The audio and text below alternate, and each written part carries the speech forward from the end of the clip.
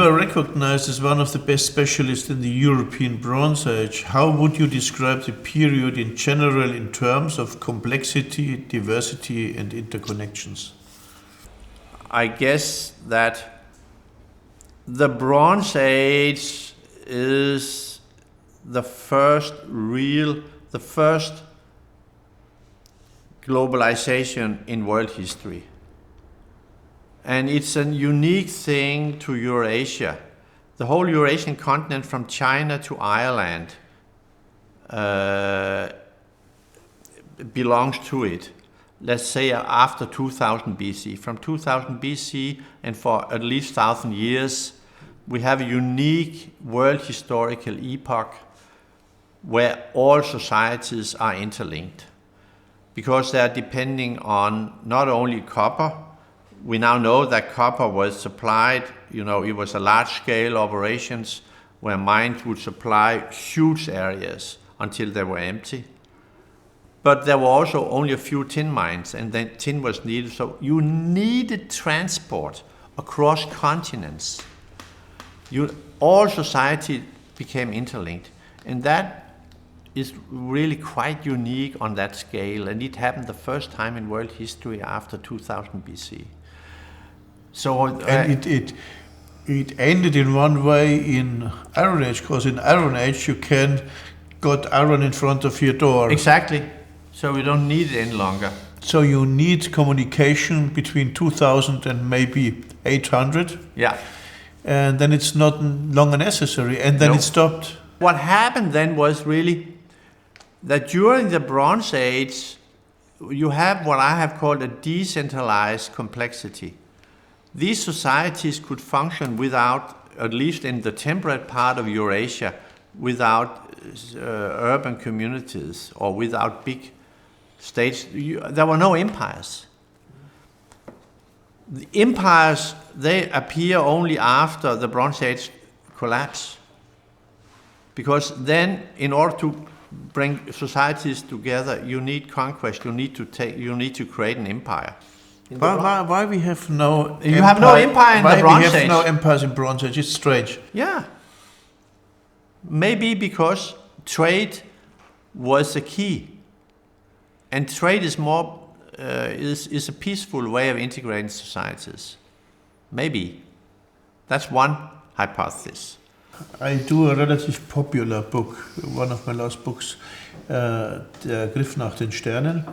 And I haven't published it now scientifically, but what I looked for is the connection between the Near East and our societies in the early Bronze Age and in the late Bronze Age, because we know that in the Near East they use a lot of our tin.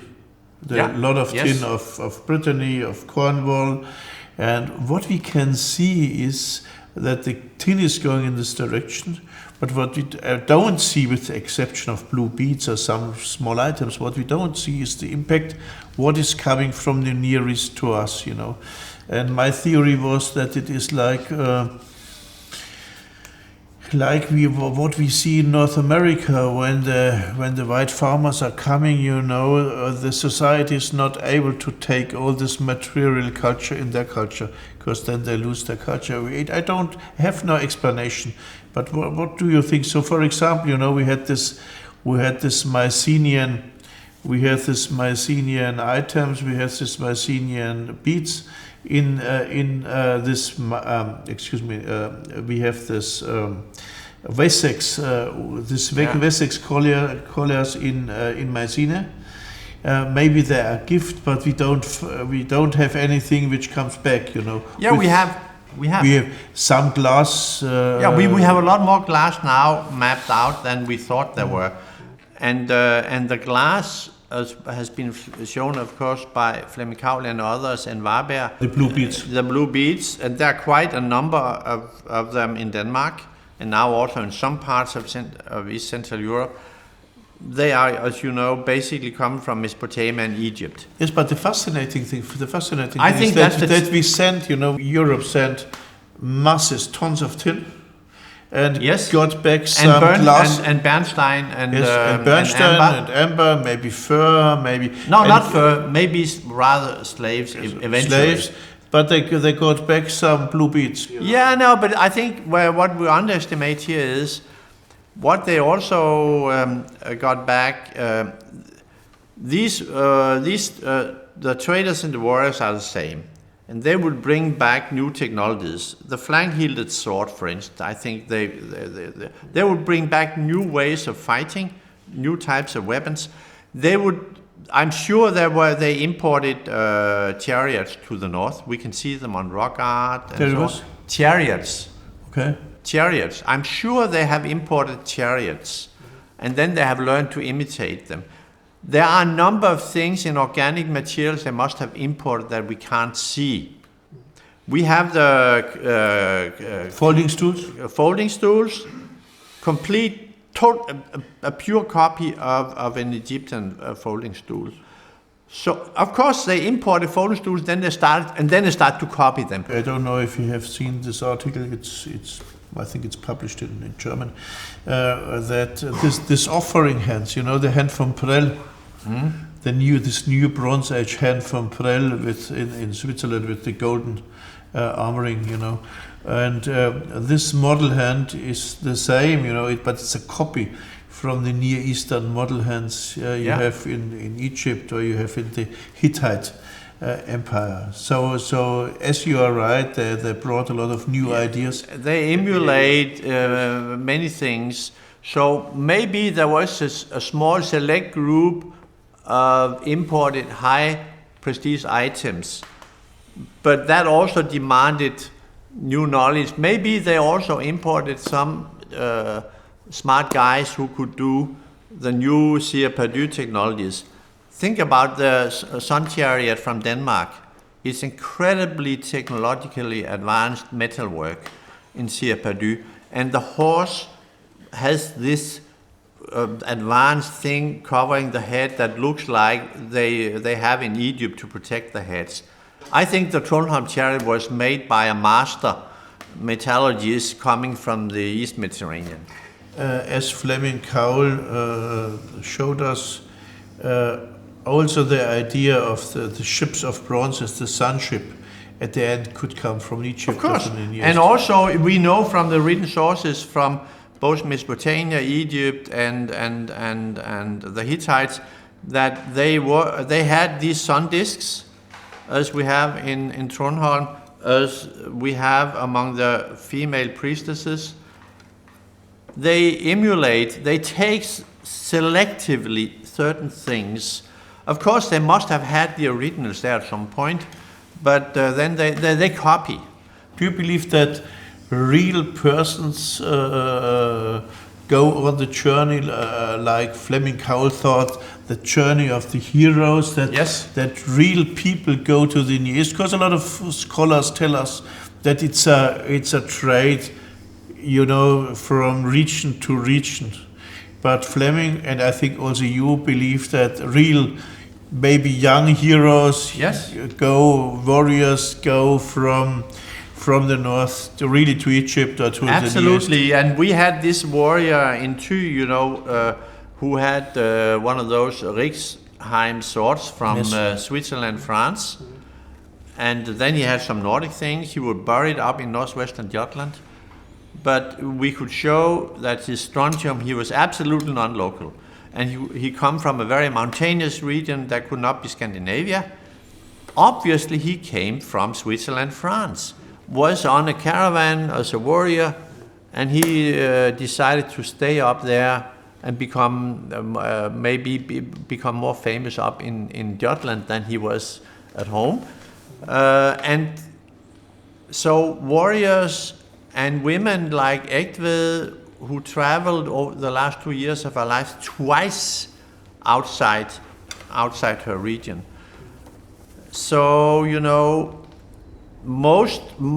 a lot was, of course, more local or regional, but there were these warriors, special women, and also caravans who would go the whole way.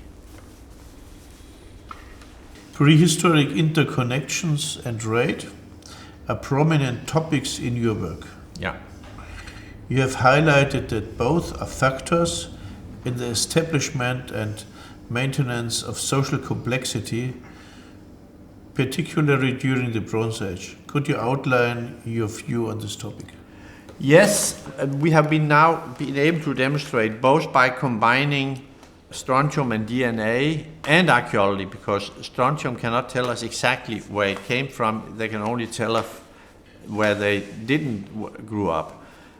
So we need the archaeology as well. And the DNA can tell us something sometimes. So in the Bronze Age, there was a new political economy where you had to bring in the metal from only maybe 2 or 3 mines in Europe that would provide to all of Europe. So Kargely in the Urals would provide the whole steppe. The Italian Alps after 1500 would provide all of Central Europe, Balkans, Scandinavia, the copper.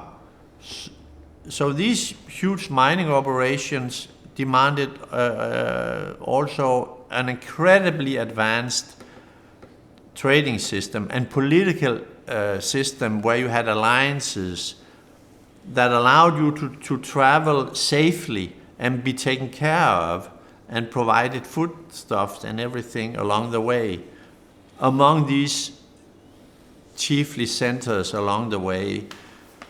So it was a highly complex and very advanced system that was in operation in the Bronze Age.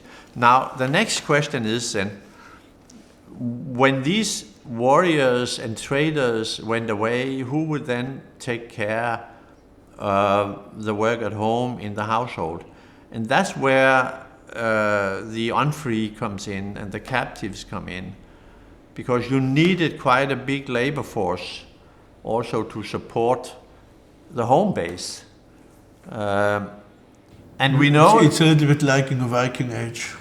I have become more and more convinced that the kind of social and economic structure you have in the Viking Age starts in the Middle Bronze Age. It's more or less the same structure. It expands and contracts over time, but it starts there. How can you show slavery? This is very difficult. Yes and no. Slaves are often invisible because they are labor. And how do you define an unfree person who have very few personal belongings and who may not receive a burial? Now, we know from social anthropology and history that all societies, pre-state societies we know of in the world, had unfree, and they were often taken through raids to get captives. Those you are not allied with, you raid them. You are allowed to do that. But we found out that in the barrows in Denmark from the Middle Bronze Age, you find only 20% of the population. Whereas the rest, the 80%, it's the same story throughout prehistory. It's only a smaller part of the populations you find. Sometimes more when you have more democratic systems, sometimes less. But then we see 14 dated a lot of skeletons we had sampled for DNA, because you want to have as much as possible. And it turned out that a lot of those skeletons that were without grave goods on the flat soil, not in barrows, they belonged in the Bronze Age, in the Middle Bronze Age. So suddenly we had these commoners and unfree. They were there, and we had also women and children. Some of them were non-locals, so they had been probably robbed through raids, or maybe even voluntarily going to somewhere to offer their service. So we could show that there were these people without grave goods outside the barrows for the free farmers. Also, we have these farms from the Bronze Age where you have two compartments, double living compartments, and one of them is more for preparing food and storing, and one more for consumption. So I think it was Martin Mikkelsen who suggested that the one would be for the unfree, the other one for the chiefly family. And later on in the Bronze Age, they divide up the longhouse into two, so you often find one house a little bigger for consumption and another one 20 meters away, more for food preparation and storage. These are the unfree. And that's through the Bronze Age in Denmark. So I think if you put your mind on it, if you formulate this as a research question I want to solve, then you can go out and try to search for it. But no one has really systematically tried to do that. For example, Roberto Risch and I published it. We have this big mound of the Bornhöck, this biggest early Bronze Age mound. Yeah. And in the mound we have, the mound is from very, very, very good black soil, so they give the fruitable soil to the king or to the priest or whoever it is, you know. But there are a lot of grinding stones in it. And grind stones. Yes, grinding stones, but big grinding stones, which you don't use in a domestic way, not in a normal household. The normal grinding stones are small, they're for the women, you know, but the big grinding stones are for two men, you know. You use it both because they are so heavy. And we know from Hittitical sources that blind slaves use them. Blind slaves are used for grinding, you know, they blind them, then they can't run away. We know this because there are written sources that some of these grinding slaves run away. The blind grinding slaves run away and they captured them, and therefore they are in front of court, and therefore we know it from the sources. So what we think about, you know, it's an idea from Roberto Risch and also of me, it could be, you know, that this enormous grinding stone showed us a slavery system for the armies of the Bronze Age. You know that I developed by our friends here, the theory of this big armies. The retinue of warriors. Yes. The interesting thing about the retinue of warriors is that now we can actually show through strontium that when we have these cemeteries or burials of warriors, then they all have different strontium signatures. So they come from different places. It doesn't matter from where, they come from different places. Yes. And warriors always come from different places and go, you know, and take service. But the funny thing is that in the big hoard finds of the Bronze Axes, all these Bronze Axes are casted together from the same metal. It means, you know, the warriors are coming from different regions, but they got the axes from the central chief. Yes, from the central chief or king. Yeah. And what we see is that the axes are from pure copper in the Bronze Age, but the axes of the chiefs are from bronze. So the axes of the chiefs are golden shining, and the copper axes, you see that they're copper axes. So you have a rank. What's the difference? You have a rank in the colors, you know. Kristian, you also worked at Százshalombatta in Hungary, a tale settlement occupied between the early and late Bronze Age.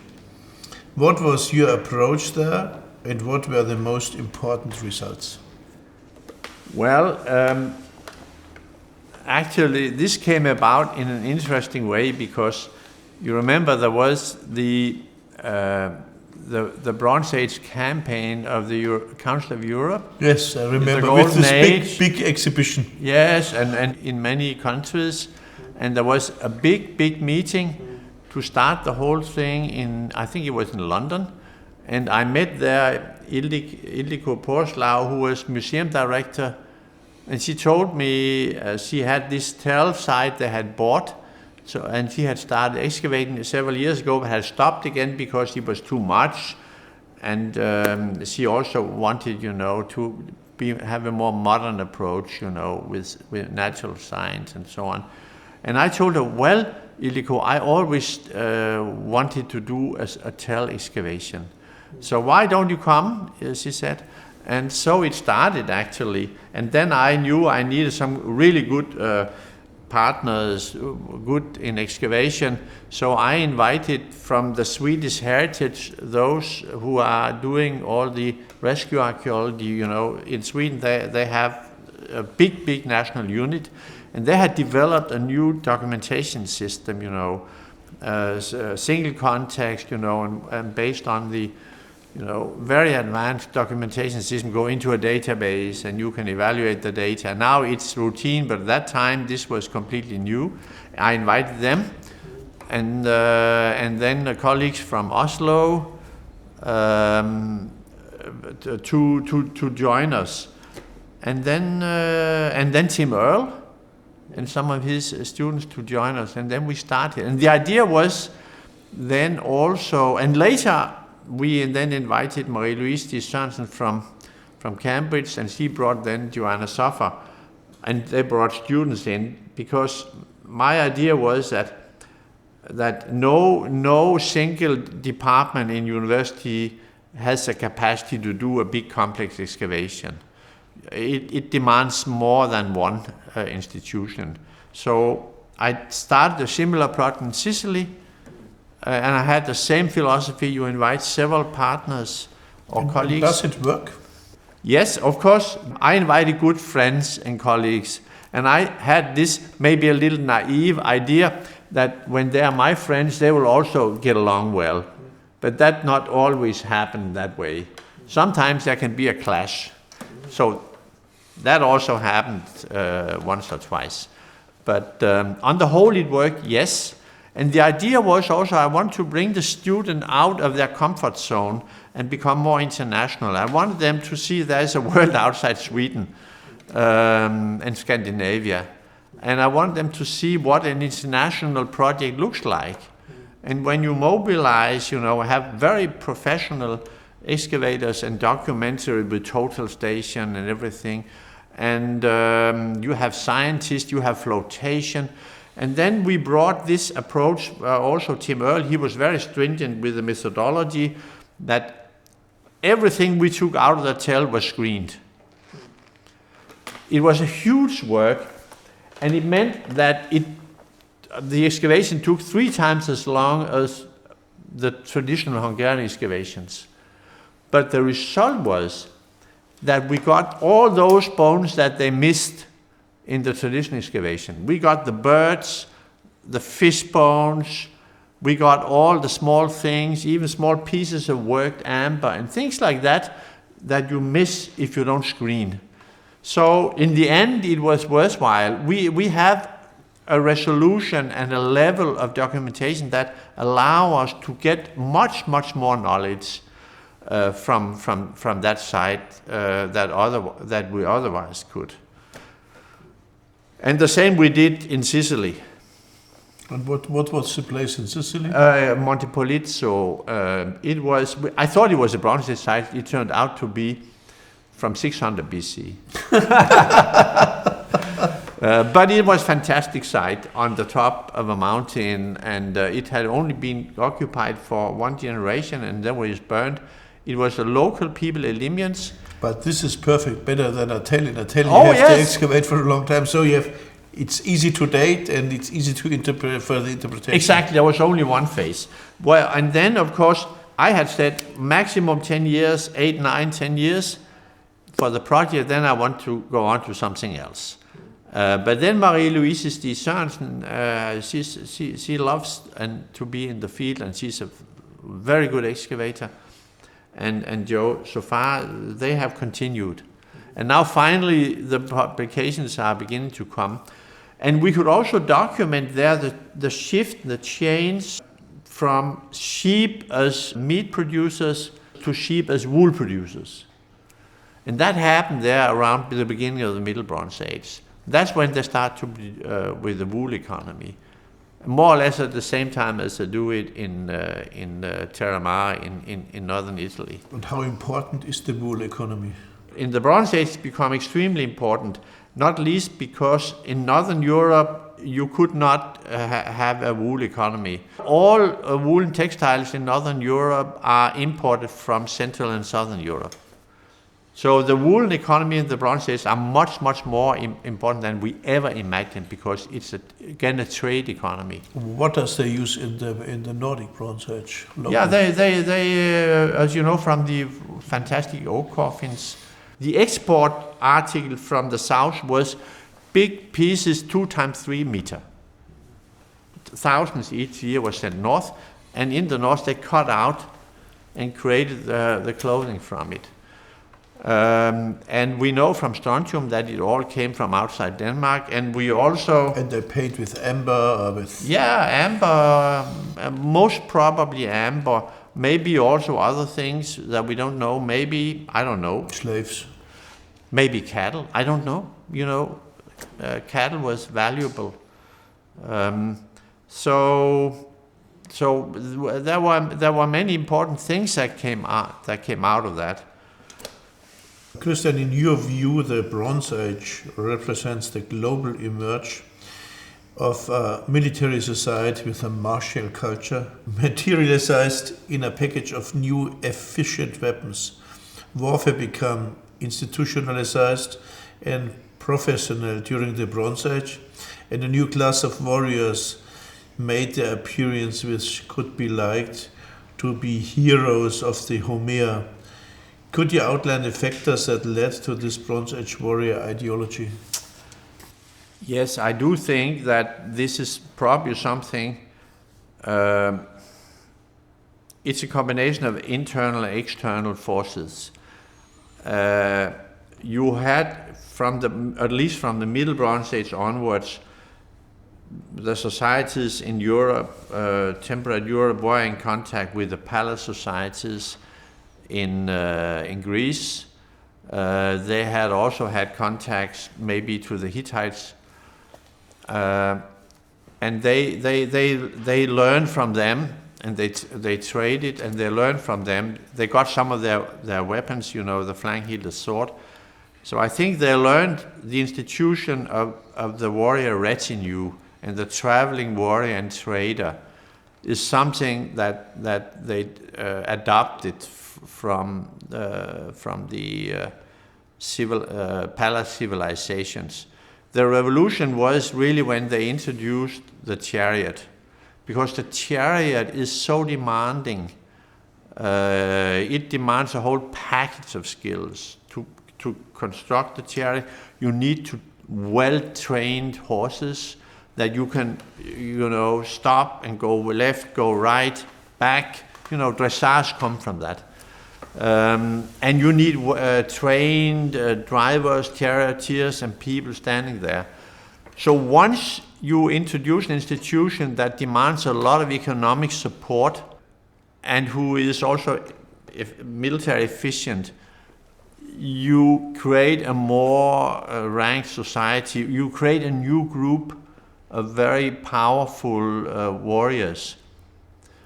And these warriors could travel, and we can see, from the cemeteries of warriors in the Bronze Age, like the ones we have from Germany, I forgot the name.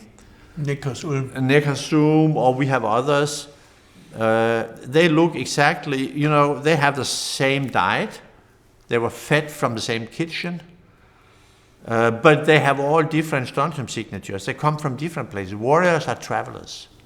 And when I think about the wonderful, unbelievable grave of Kivik, oh yes, and you see this warrior plate, then Ransberg wrote in his last sentences, he gave us a hint to this Mycenaean slabstones, where you see nearly the same warrior. Yeah. And when you think about the Tunturmvæggen, we have talked about them. So do you believe that they only have the images of these wagons and this, or do you think that they do it really? Because we know from the Near East, as you said, that it's such a much effort. If you wanted to go with a wagon, yes, you must clean the battlefield from stones. You need trained horses, and you need a ritual war, because you can't fight at a mountain. We know it from the Homeric epos. Could we think about a similar thing in southern Scandinavia? Absolutely. You had maybe not paved roads, but you had tracks, you had bridges, you had open grassland. The landscape was very open, and grassland. If you have a plain of grassland, you can use it. But first and foremost, I think Kivik is a good example of a chief who had traveled maybe the whole way to Mycenae and come back with the goods and the chariot and the new knowledge. And those 8 people there, I think also David Anthony and his wife Dorsa wrote about that. There are 8. There are 8, and that's a really important figure in Indo-European. That's a warrior group. And why do we have an Akkantschwert? 8, the same number as you have in Kivik. So the private retinue of the chief was 8 warriors. And we have actually wheels. We have wheels done on rock art in full 1-to-1 size. Sometimes in rock art they would do the real thing. They would do like a big part of a dress. And we have certain places where they have done a wheel like this. Which like is the wheel of Stade, we know. A real wheel. Yes. And we also have a wheel in a burial from Jutland that's so big. I mean, in miniature. They made miniatures, of course. But if you look at the decoration and ornamentation, you can see it has the construction details. And these are the same as you see on the wall paintings in Pylos and other places. It's like today, the inventions are made on weapons, Yeah. and then very quickly spread out from Yes. the origin. Was the Bronze Age world dominated by conflicts? Yes and no. I think, as I said, trade demands peace. You must be able to plan. It must be possible to know that when I send an expedition south with amber, and maybe some oxen or maybe some slaves or whatever, then I must be pretty sure that at least it will return. Maybe not every one of them will return, but let's say if you send 10 caravans along each year, at least 6 or 7 or 8 should return with the goods. And you secure that as with alliances or guest friendships, as is also called, like Flem Cowell has written about Xenia. These were institutions that came with the Bronze Age, that secured that you knew you had partners that would take care of you on the way. And so you could travel. There were roads and bridges the whole way from Jutland to the Alps. Basically. Nevertheless, it seemed to be that you have a lot of conflicts. You have when conflict. we think about the Tolense Valley, where we see that some weapons are from the south. So the interpretation at the moment is that warriors from the south go to the north. Yeah, but now we have to ask the question. We have to think. There are periods that are more peaceful. Of course, there's always some conflict and competition. But there are periods that are more peaceful and where the goods flows, where the trade system works. And one such period is from 1500 to 1300, or shortly after, around 1300. And that's when you have the trade system from Denmark to the Alps, where you get the copper. And then something happens after 1300. There is competition. There is someone who tries to take over the trade from the east. You have the mega settlements in the Carpathians. You have this incineration suddenly. Yeah, and suddenly They burned the people, you know. Yeah, you know, you have of course you have a new religion as well. So a lot of changes take place. but it's also competition between chiefdoms or confederations. You had this confederation from Denmark to the Alps that worked for 200 years. Then they tried to establish an alternative one from the Carpathians to the Oder and Mecklenburg. And in order to secure that, they sent up a whole group of people with an army to take over control in Mecklenburg and the Oder. That's how I see it. They try to do a conquest migration, but it's also about the control of trade. But the result is that they mobilize people from the north to resist them. And who were the winners, we don't know. We know there were a lot of people killed on each side. And we can see in the north all early period 3 full-hilted swords, they are completely worn down.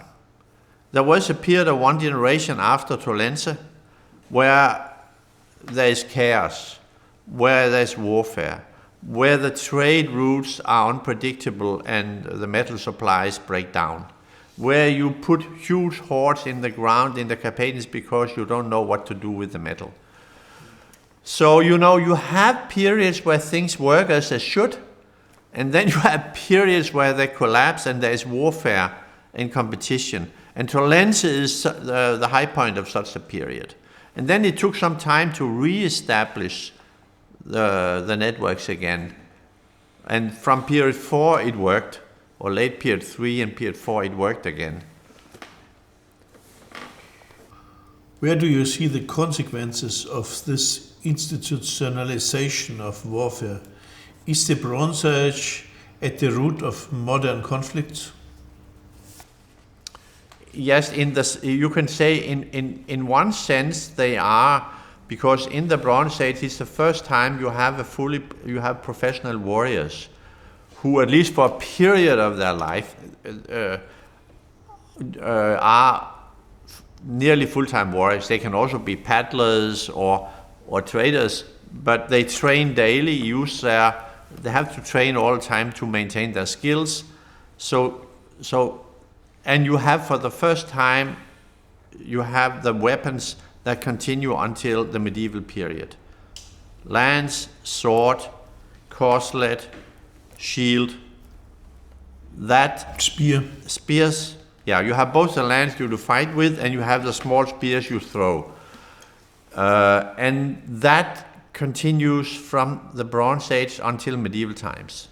Maybe the most effective weapon is the lance. The lance, because you are still at a distance from each other. I think the most prestigious was a sword duel combat. But I think you have no chance. A sword against a lance has a problem, Yeah, no. I mean, the lance, of course, is longer, and you could. So you must make an agreement to fight, So nobleman has ritual fights and an agreement. There are rules to warfare always, except when you raid in the darkness of the night. Then you are allowed to break rules. That's not warfare. That's raid. But warfare is according to rules. That's true. Does you looked at the skeletons if you found traces of war at the skeletons? Yeah, I mean, now over the last 20-25 years, the physical anthropologists, archaeologists have now started to look for trauma. I mean, earlier they only looked for and measured skulls and looked for age and teeth and how worn they were or things like that. Now they look for trauma, and once you start looking for trauma, you find it. So, for instance, in the Po, in the cemetery in northern Italy, Olmo di Nogara, they looked for trauma, and nearly 20% of all males had trauma from warfare. Or the mass graves in Spain, or in Aspern or Talheim in the Neolithic. Yes. So, but again, also in Wassenaar, the Bronze Age. But warfare is not continuous. It breaks out in periods of collapse and transformation. or competition, where the systems become unstable.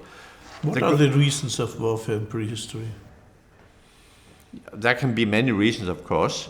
A competition for trade, a rank system that perhaps become too ranked, maybe like the Onyetis kings, maybe like the Halstadi princely seats.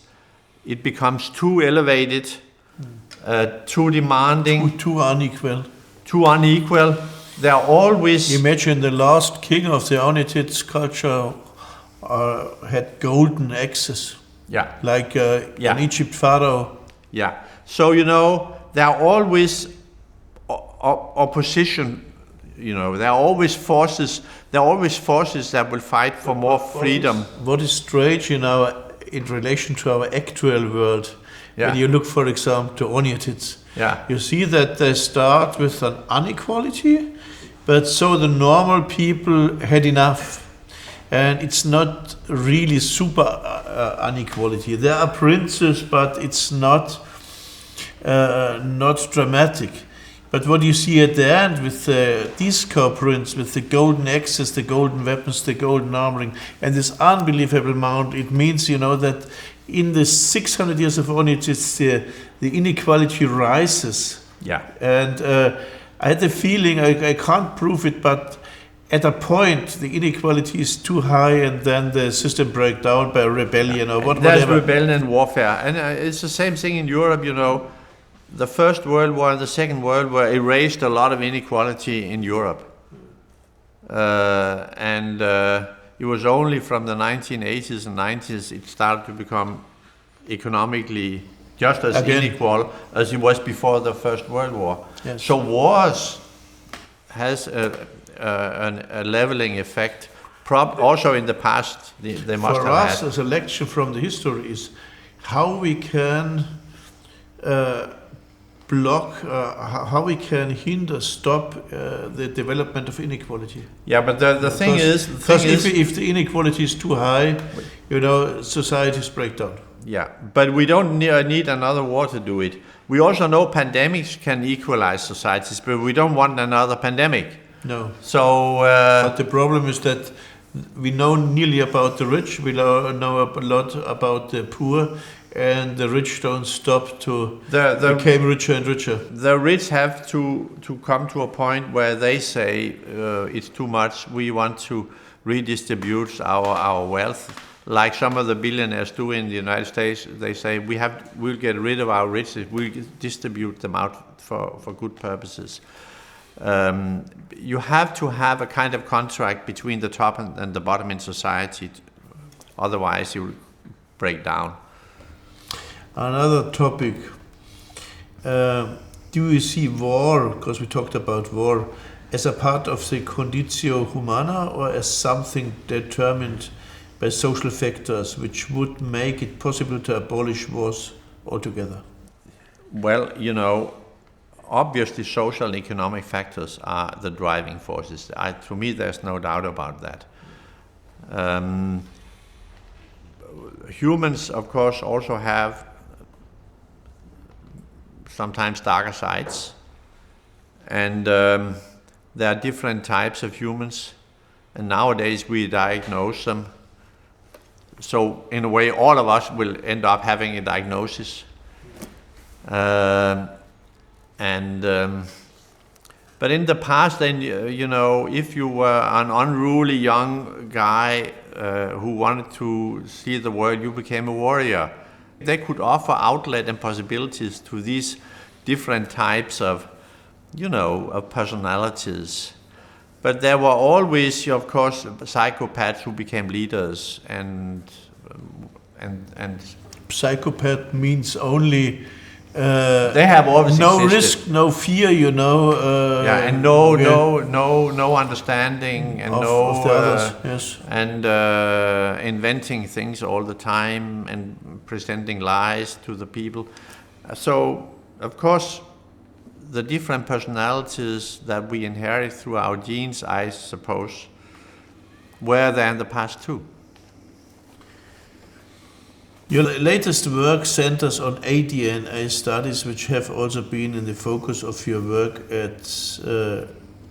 for our work at the LDA for quite some time. ADNA has seen some reserve in parts of archaeology, mainly because some colleagues fear that old patterns of interpretation, like Cosinas' equation of the distribution of pots with peoples and borders, reappear. How do you see this issue? Yeah, I think I can understand the fear, but I think also that fear is much bigger in Germany than in other countries in Europe. I think there is a German angst for things like that to reappear, and maybe it's good to have that. Some would say that it's an overreaction, that it is not really what they write in the papers. Wolfgang Haag and the paper you also were part of, maybe in the title they were taking the mouth a bit too full.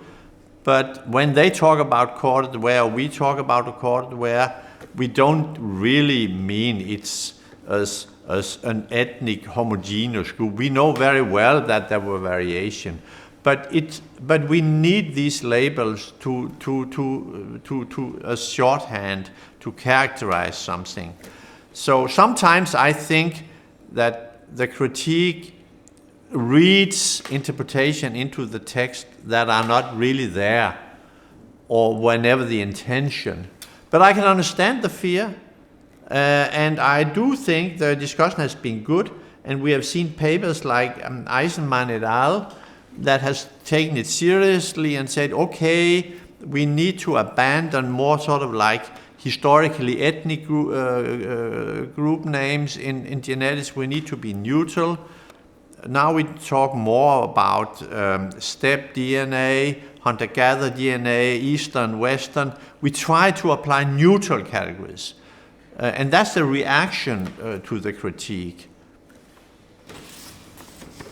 Things that seem to be out of reach of archaeological inference, like the origin and the distribution of the Indo-Europeans, now came back to the table. Yeah. You have recently co-edited a volume on this topic. What are your views? Well, since I'm an editor, my opinion is that we are now in a new position. We have this new independent genetic evidence that suddenly allows us to answer some of the questions that has been essential to either accept or refuse migration. So it has revitalized and created a new interesting collaboration between Indo-European linguists and archaeology and genetics. Suddenly we can say that actually you can say the linguists are the winners, in the sense their methods actually have stood the test of time. They have always claimed that their methods were not only something you can have an opinion about. It's not like an archaeological theory. It's hard facts. The way language changed according to rules. It's scientific. It's not interpretation. It's a very, very robust methodology, and they have always claimed that. And they have always claimed that migration was one of the major drivers of linguistic change. So in a way, their method turned out to be more robust than the archaeological methods. In general, in which direction you see archaeology heading in the next years? Will the discipline only survive if it becomes even stronger, entangled with the natural sciences? It sometimes seems that only projects with very strong scientific collaboration still have chances to be founded. Is there still room for a traditional archaeology that mainly works on material culture? I do think there is room for many types of archaeology also in the future. We have had a period, and we still have it for some time to come. And in the future, science, archaeoscience will have an important role also in the future, because it has proved that it produces vital new knowledge we need. But once we have that knowledge in place, then you can start to develop projects that build on top of that new types of archaeological interpretations. I do think there is room for many types of archaeology, but first and foremost, interdisciplinarity is not only about science. I do see that the science revolution has also revitalized our collaboration with historians and for early history and historical sources, as in the project you are part of with Johannes Krause. It has also revitalized our collaboration with historic linguists. So so the effect of that revolution are much broader than we normally think. Archaeology has a unique long-term perspective on history. Mm-hmm. This longue durée point of view and the specifics of our sources sometimes lead to historical perspectives that differ very much from those of the historians. How do you see this? Where are strong and weak points of archaeological narratives? Could historians probably learn something from archaeology? Specific perspective. I do think historians can learn from archaeology because historians also had a big skepticism towards historical sources, like archaeologists had against certain things like migrations. They had a big skepticism about the old sources and the myths of origin and so on and so forth. And now we can show through archaeology a lot of these sources tell the truth, or at least they tell something that is truthful. May not everything, but something. For example, I can take two examples. One example is that in Indian mythology they talk about you have these warrior band, black youths or wolves. And archaeology it can now show through excavations by David Andrew that such training camps existed, and where there were old dogs and wolves being eaten and buried, and they were led by one or two seniors. That was a part of the Indo-European youth groups.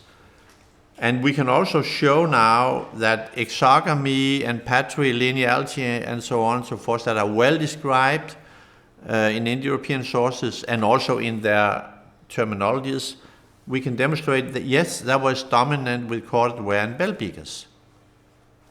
Of course, I also have to ask you about the meaning of the Nebra disc. Yeah, the meaning of the Nebra disc is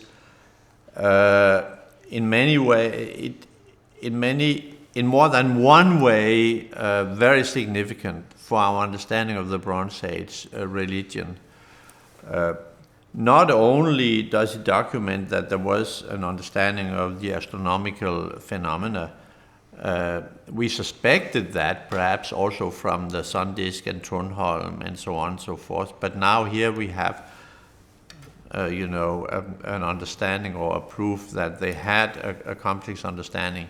And I would assume that there were others like that, but in organic materials, or there were other ways of showing it, but not. And but then it also demonstrates again this combination between religion,